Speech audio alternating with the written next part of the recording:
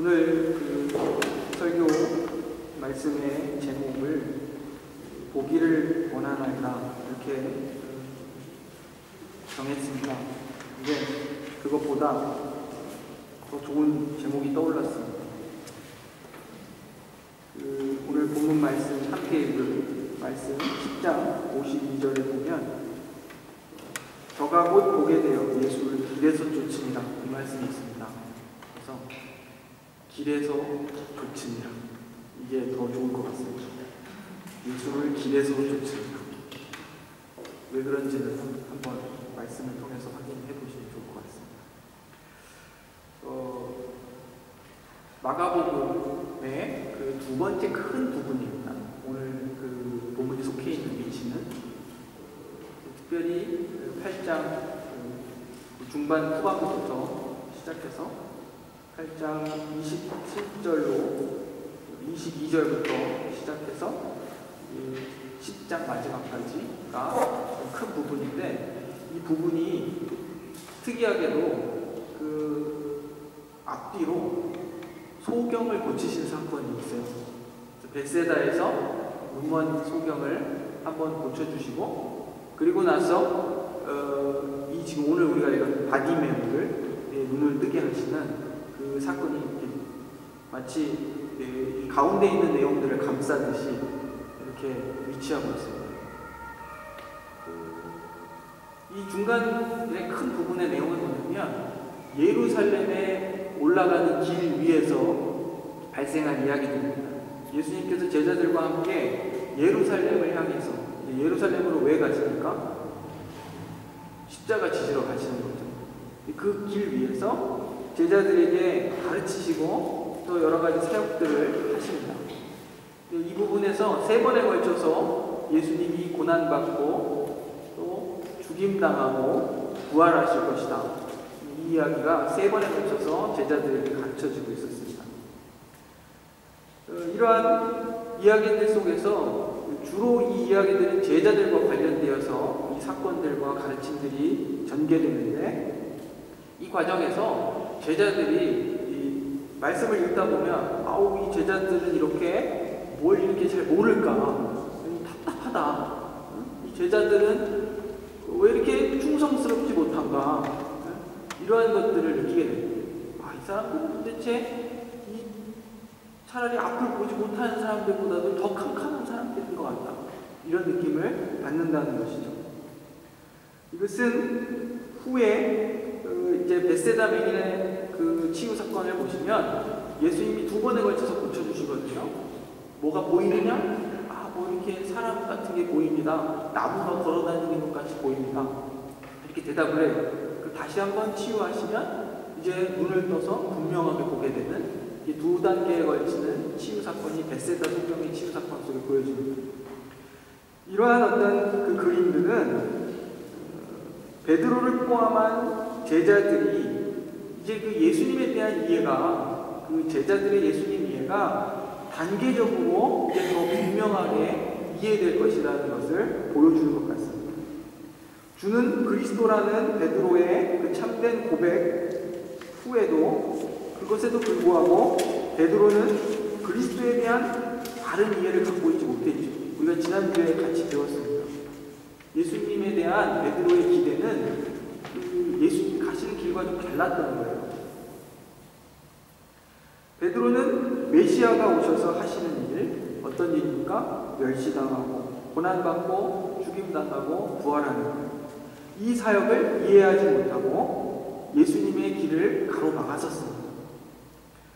벳세다 맹인이 두 번에 걸쳐서 치료된 것처럼 제자들의 그 예수님에 대한 이해, 구원자로서 예수님에 대한 이해 역시 마치 이러한 어떤 과정을 거쳐야 한다, 이것을 보여주는 것 같습니다.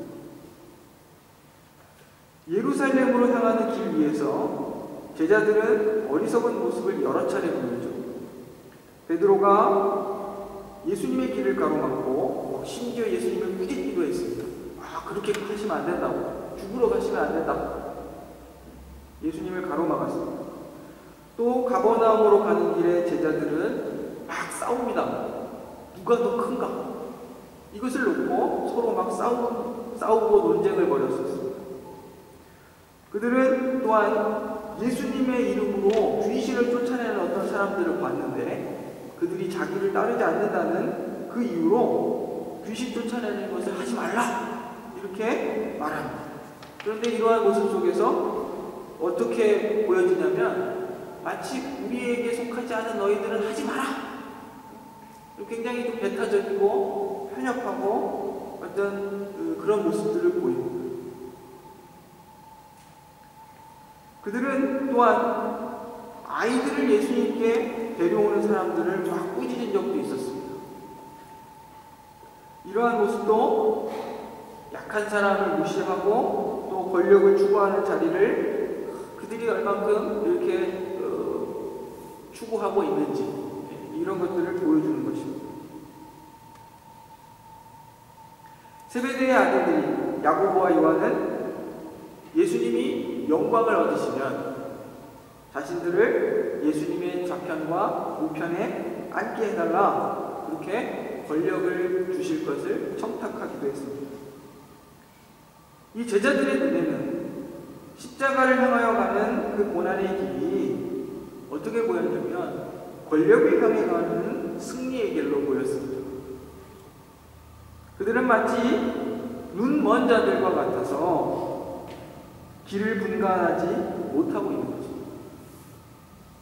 길 위에서 예수님께서는 3번이나 자신이 가야 할 길에 대하여 말씀하셨지만 제자들은 그것의 의미를 이해하지 못했고 자신의 죽음과 부활에 대한 그 진지한 예수님의 말씀에 막 두려워했습니다. 정말 그렇게 하면 어떡하나. 이제 이 길 위에서의 예수님의 행적과 가르침을 이제 마무리하면서 오늘 본문 말씀에 디메오의 아들 소경 거지 바디메오의 눈을 뜨게 하셨다는 기록이 지금 기록되고 있는 것입니다. 눈먼 자의 침으로 시작해서 눈먼 자의 침으로 마침으로써 제자들의 그 영적인 소경 상태를 분명하게 보여주고 있습니다. 또한 그들이 단계적으로 예수님을 밝히 알아가게 될 것이라는 것도 우리에게 보여주고 있는 것입니다. 오늘 본문 말씀에서 바디메오는 예수님을 향해서 다윗의 자손이요 라고 부르고 있습니다. 이 다윗의 자손이라는 말은 이 칭호는 메시아에 대한 칭호였습니다. 구원자에 대한 칭호였죠. 물론 이 칭호는 죄인들을 멸하는 어떤 군사적인 영웅의 의미를 가지고 있습니다. 그 70인역 성경에 보면 솔로몬의 시편이라는 어떤 책이 있습니다. 그거의 17편 21절을 보시면 이런 내용들이 있습니다. 오 주여 그들은 이스라엘을 가리킵니다. 이스라엘을 위하여 그들의 왕 다윗의 자손을 세워주십시오. 그래서 당신의 종 이스라엘을 다스려 주십시오. 당신이 정하신 그때에 오 하나님 이렇게 기록하고 있는 시편의 구절들이 있습니다. 이것을 통해 보면 그 당대의 사람들이 메시아가 오시면 어떤 일을 하실 것인가 이제 기대하고 있는 바가 드러납니다. 이스라엘 가운데 다윗의 아들을 일으켜서 그들을 통치하고 그렇죠? 하나님이 정하실 때에 그들의 그 이스라엘 나라를 일으키실 것 그것에 대한 꿈이 있는 것입니다. 맹인 거지 바디메오는 많은 사람들이 듣는 가운데 나사렛 예수를 메시아로 지금 부르고 있습니다. 물론 그는 아마 그 당대 사람들과 똑같이 메시아를 군사적인 어떤 메시아로서 기대하고 있었을 것이라 생각이 됩니다. 그럼에도 불구하고 그는 예수님께서 메시아임을 고백하는 그 믿음의 첫 단계에 지금 들어와 있다는 것입니다. 그는 어떻게 예수님이 메시아라는 믿음을 갖게 되었겠습니까? 아마도 예수님께서 그간에 보이셨던 고치셨던 그 많은 일들에 대한 소문을 들어서 그 믿음을 갖게 되었을 겁니다. 오히려 이런 차원에서 보면 베드로의 믿음보다도 더 크고 훨씬 훌륭한 믿음일 수 있습니다.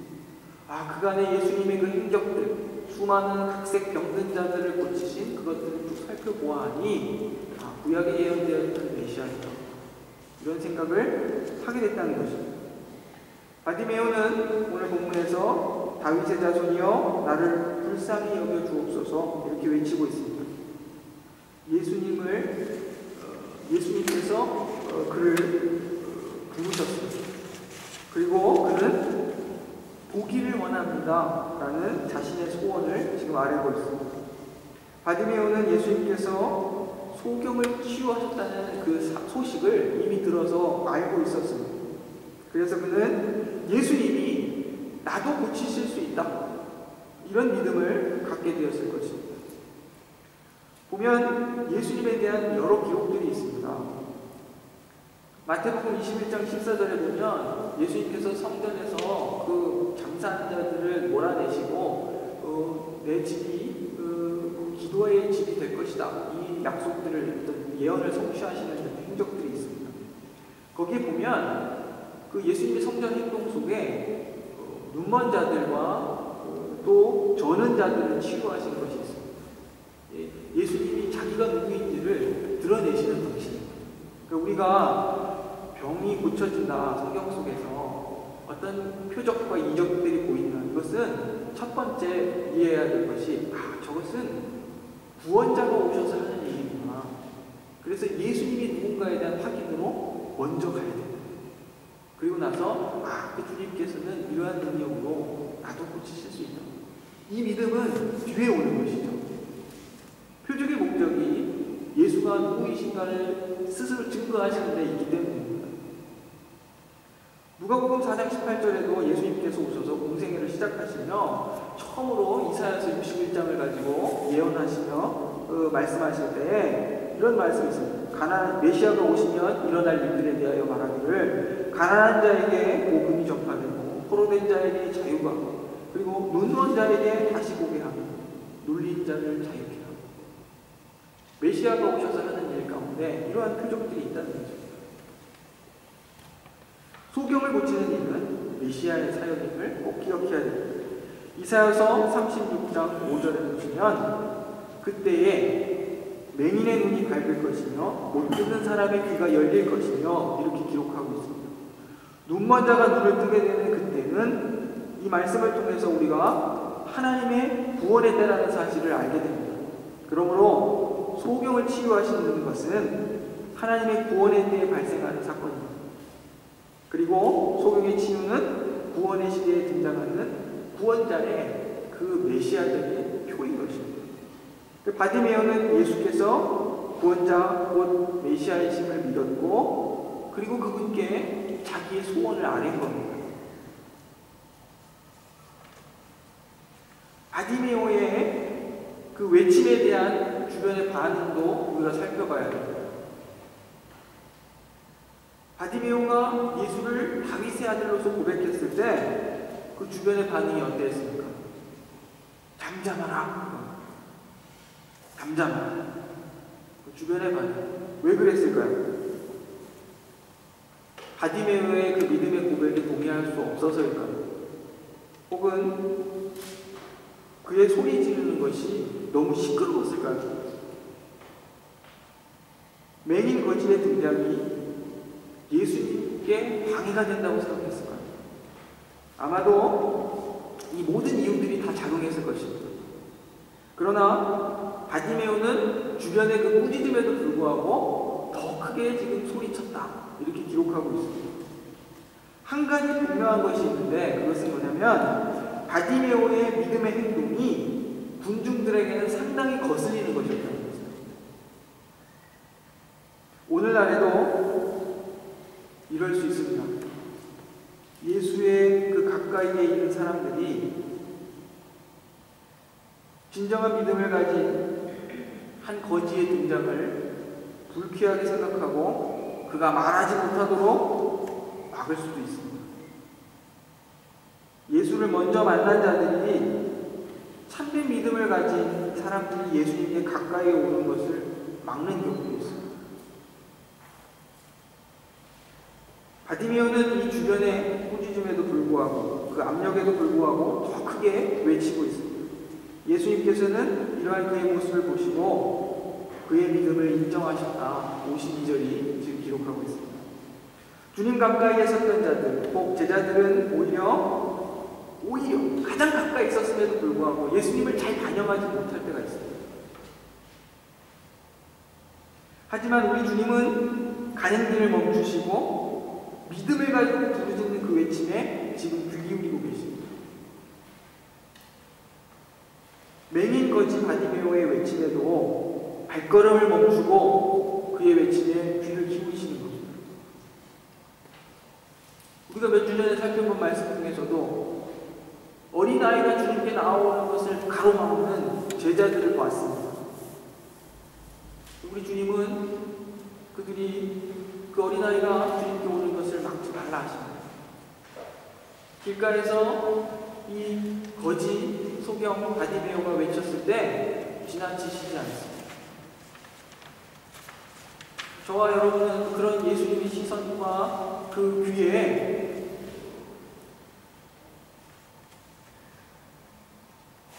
귀 기울일 수 있어야 됩니다. 주님이 뭘 원하시는지. 바디메오라고 용기가 많아가지고 용감해서 막 외친 그런 것 아니었을 겁니다. 그는 주님을 부르는 내내 어쩌면 그 주변 사람들이 잠잠하라, 저리 가라, 이런 그 압력과 그 어떤 혹 자신에게 폭력을 행사할 수도 모르는 그런 두려움 앞에서 상당히 불안해 있을 수 있습니다. 그렇죠? 무슨 일을 당할지 모르잖아요. 예수님을 따르는 사람들이 시끄럽다고 끌어낼 수도 있고, 그렇죠? 하지만 예수님께서 바디메오를 부르셨을 때 비로소 그는 안정을 찾았습니다. 예수님 때문에 안심하는 것이죠. 바디메오의 이 그 행적을 보면 예수님을 만나자 겉옷을 내버리고 뛰어 일어나 예수님께로 갔다. 50절이 기록합니다. 예수님의 부르심에 즉각적으로 지금 반응하고 있는 것을 봅니다. 이러한 그의 태도는 많은 사람들과 지금 이 마가복음 속에 등장하는 많은 인물들과 막 대조를 이루고 있습니다. 그 대표적인 게 누구겠습니까? 자기의 소유를 포기하지 못해 염려하고 예수님을 떠나간 한 부자 청년, 그죠? 대조가 됩니다. 제자로 부름받은 한 부자 청년은 즉시 예수님을 따르지 못했지만 거지 바디메오는 그 겉옷을 뻗어 던지고 예수님께 달려왔습니다. 아마 그가 가진 전부였겠죠. 그 겉옷. 그 겉옷이 없으면 이 팔레스틴 지방에서는 밤을 지낼 수 없습니다. 그 추위입니다.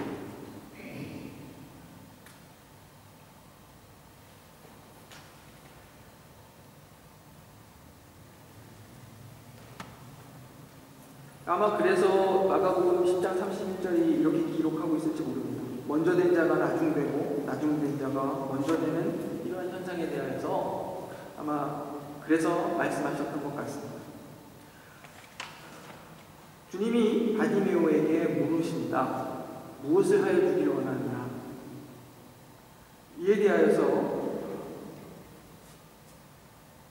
바디메오가 주님을 부르짖을 때 주님은 너 나를 따라라 이 말씀을 먼저 하시지 않고 내가 너에게 무엇을 하여 주길 원하느냐 그의 필요를 먼저 물으셨습니다. 이처럼 예수님께서 우리의 필요에 관심 가지고 계시다는 사실도 우리는 생각해야 됩니다. 제가 이 말씀을 드린 이유는 예수를 열심히 믿잖아요. 그러면 너무 결연해져요. 막 순교자의 각오로 살아요. 내 일상을 나쁘다는 것이 아닙니다. 근데 저한테도 그런 모습들이 있는데 가끔 그럴 때 있어요. 내가 이것을 주님께 구해도 될까? 이런 질문을 할 때가 있어요. 스스로에게. 모범생들에게 나타나는 증상들입니다. 제가 이 말씀 드린 이유는 너무 모범적이세요. 그래서 하나님 앞에 내가 어떻게 잘 보일까의 문제보다도 하나님이 뭘 원하시는가, 예수님이 어디에 관심 갖고 계시는가, 그걸 하는 것이 제 칭찬 듣는 길입니다. 예수님이 우리의 필요에 관심을 갖고 계시다는 거죠. 아시는 거예요. 뭐 하여 주기 원하느냐? 너 왜 그렇게 도대체 그렇게 소리 지르고 왜 그러느냐? 뭘 원하느냐? 이에 대해서 대답합니다. 보기를 원합니다. 선생님이요. 보기를 원합니다. 그는 솔직한 그 자신의 소망을 예수님께 아뢰죠. 바디메오의 경우처럼 예수의 메시아 되심을 믿는다면 메시아께서 하실 수 있는 것을 믿음으로 간구할 수 있는 겁니다. 그러한 간구는 믿음의 표현이고 예수의 그 메시아 되심에 대한 신앙의 고백입니다. 우리가 바르게 구하고 있는가? 우리가 구하기 이전에 예수를 바르게 고백하고 있는가? 그것부터 생각해야 됩니다. 우리의 눈이 밝아 주님을 정말 바르게 알고 있는가? 그리고 내가 주님께 바르게 구하고 있는가? 메시아로서 보이신 예수님의 치유와 행적과 가르침들을 먼저 봐야 됩니다.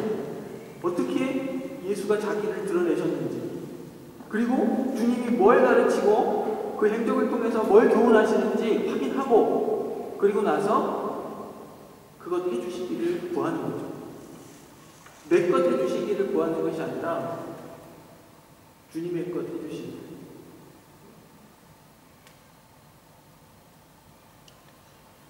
예수님께서는 말씀하십니다. 가라, 내 믿음이 너를 구원하였다. 52절에 말씀하시죠. 그에게 나를 따라라 이렇게 요청하지 않고 평안히 돌아가라 지금 말씀하고 계십니다. 그런데 바디메오는 어떻게 합니까? 예수님을 따르고 있습니다. 예수님을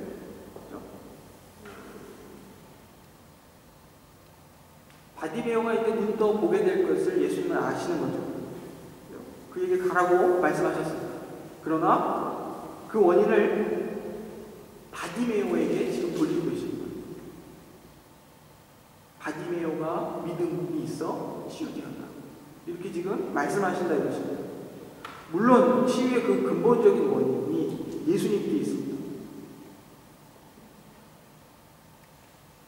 그럼에도 불구하고 예수님께서는 그것이 바디메오의 믿음 때문이다 이렇게 말씀하시는 겁니다. 그에게 예수님께서 다윗의 자손 메시아로서 우리가 함께 이사야서 35장 5절의 말씀대로 맹인의 눈을 뜨게 하실 수 있음을 그 바디메오는 믿었습니다. 그의 믿음은 너무도 확실해서 큰 소리로 예수를 다윗의 자손이라고 부르짖었고 사람들의 그 방해에도 불구하고 더 크게 부르짖었습니다. 그는 마침내 보기를 원한다는 간구를 통해서 그가 예수님께서 맹인을 치유할 수 있음을 믿었다는 것을 지금 보여주고 있습니다. 이 바디메오의 믿음은 그저 지식에 그치는 것이 아니라 행동으로 드러나는 그런 믿음이었습니다. 이러한 믿음을 가졌고 그가 치유를 받았습니다. 우리는 치유를 받을 때 하나님의 능력으로 인해 치유받았음을 고백하고 하나님께 그 영광을 지금 돌립니다. 하지만 예수님께서는 우리의 믿음으로 치유받았다 선언하시고 우리의 믿음의 행위를 인정해 주신다. 이게 굉장히 중요한 내용입니다. 우리가 우리 스스로 내 믿음 때문에 치유받았어 이렇게 얘기하는 게 아니라 남도 마찬가지예요. 이 집사님 믿음이 참 훌륭하고 좋으셔서 하나님이 복 주셨어요. 이거 우리끼리 할 얘기도 아니고 나와 내 스스로 할 얘기도 아니고 나와 내 형제와 할 얘기도 아니고 우리는 그 모든 원인을 하나님께 돌리지만 하나님께서 그것을 마치 우리에게 원인이 있는 것처럼 돌려주시는 겁니다. 칭찬해 주시는 겁니다.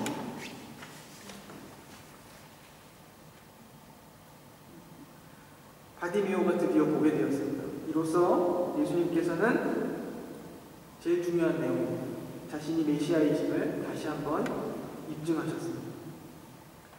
바디메오는 눈을 떠 보게 된 후에 예수님을 지금 따릅니다. 그는 치유 자체의 그 기쁨에 그치지 않고 맹인 치유라는 그 표적을 통해서 예수가 누구인가를 지금 확인한 것입니다. 그리고 예수를 길에서 따랐다. 이렇게 오늘 성경이 이야기하고 있습니다. 예수를 길에서 따랐다는 것은 예수님을 제자로서 따랐다 이런 뜻입니다. 바디메오의 믿음은 단순히 어떤 치유를 위한 믿음이 아니라 예수를 믿고 따르는 믿음이었다 이것입니다. 그 바디메오의 믿음의 결과가 뭐예요? 지금 길 위에서 예수를 쫓았다는 것이죠. 그것이 중요합니다. 그의 믿음은 예수를 제자로 따르는 그런 믿음인 거죠. 이러한 고상한 믿음은 대제사장 같은 권력자들, 서기관들, 또 혹은 바리새인들처럼 종교 지도자들이 아닙니다. 또 부자도 아니었고 거지였고 더군다나 맹인의 사람에게 지금 이 믿음이 발견되고 있음을 마가복음이 우리에게 보여주고 있습니다. 믿음은 신분과도 관계가 없는 것이고 누가 권력이 있느냐 없는가 그거에 따라서 주어지는 것도 아닙니다. 믿음은 부자냐 아니냐 그것도 상관이 없고 건강한지 건강하지 못한지도 상관이 없습니다. 믿음은 사회적으로, 경제적으로, 정치적으로, 종교적으로 아무 보잘것없는 사람에게서 지금 발견되고 있습니다. 그리고 예수님께서 그 믿음을 인정하고 계십니다. 예수의 눈앞에는 거지 맹인이 보이는 것이 아니라 그에게 담긴 참 믿음이 보입니다. 믿음을 보시는 예수님의 눈앞에서 큰 자도 작게 보이고 보잘것없는 사람도 크게 보이는 겁니다. 이 예수님의 시선, 이 불꽃 같은 눈앞에서 권력자도 힘을 잃고 부자도 빈곤하고 종교인들도 천박할 수 있습니다.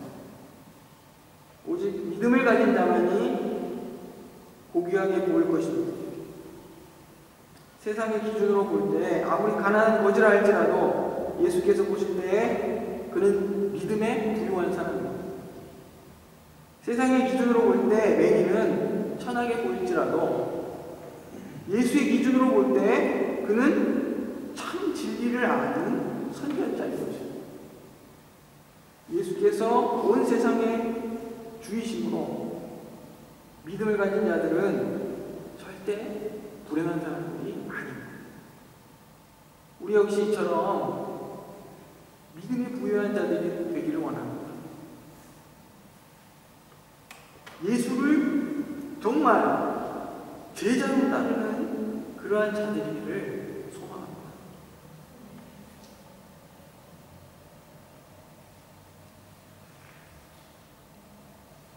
믿음으로 산다는 건 어떤 새로운 이해를 가지게 된다는 것입니다. 관점이 달라지는 것이죠. 극단적으로 지금 어떻게 됩니까? 눈을 보지 못하는 자가 눈을 떠서 보는 것 같은 굉장한 차이가 있는 거예요. 예전에는 감히 추구하거나 상상하거나 소망할 수 없었던 것들을 바라고 소망하고 그것을 가치와 기준으로 삼고 사는 겁니다.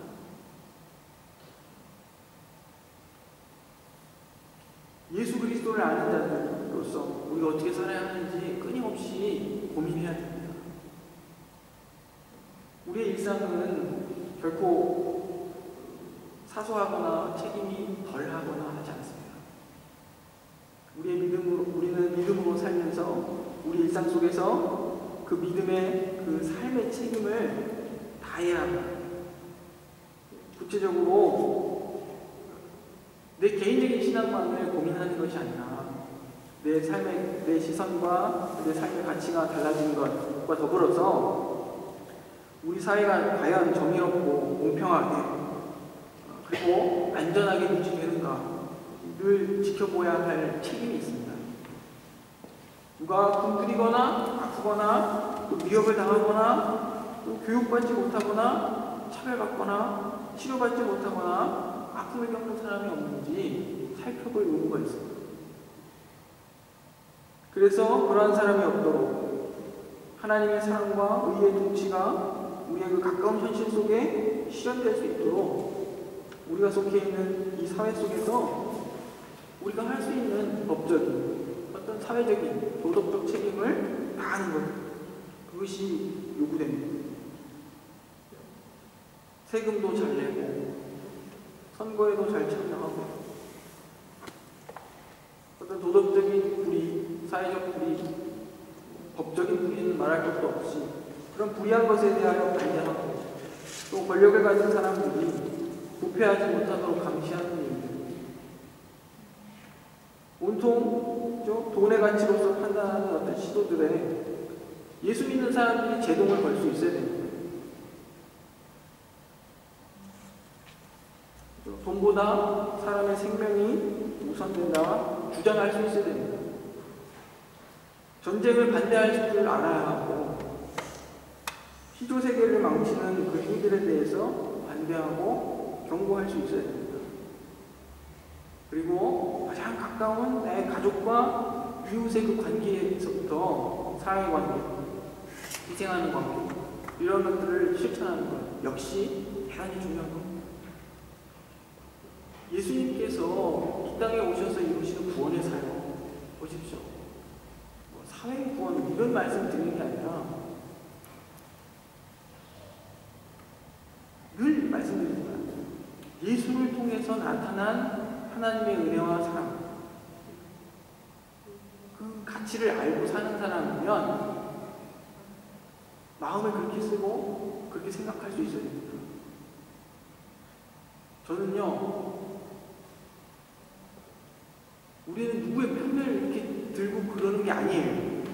교회는 그냥 우리의 소속이 하나님의 나라예요. 그래서 세상의 권력은 역사 속에서 늘 참된 교회를 거북스러워했어요. 왜? 자기 마음대로 안 되니까. 의심했어요. 늘. 교회는 절대 반대하거나 뭐 혁명을 이런 사람들이 아니라 그냥 때리면 맞고 죽이려고 하면 죽임당하는 자들이었어요. 그럼에도 불구하고 그 참된 교회를 세상의 권력은 늘 의심했다 이거예요. 왜? 자기 마음대로 안 되니까. 혹 저들은 하나님의 나라가 자기의 본향이라고 얘기하는데 반란을 일으키지 않을까? 오해죠. 그만큼 교회는 늘 자기가 누구인가에 대한 정체성을 분명하게 살았다 이것이고, 절대 세상의 어떤 가치와 어떤 권력과 어떤 그 계책에도 휘말려서는 안 됩니다.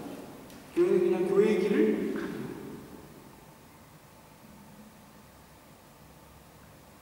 제발 편가르면 안 됩니다. 편가르면 안 됩니다. 그리고 누가 뭘 말했는가가 중요한 게 아니라 성경이 과연 그렇게 얘기하는가? 예수님이 그러한 시선으로 세상을 보시는가?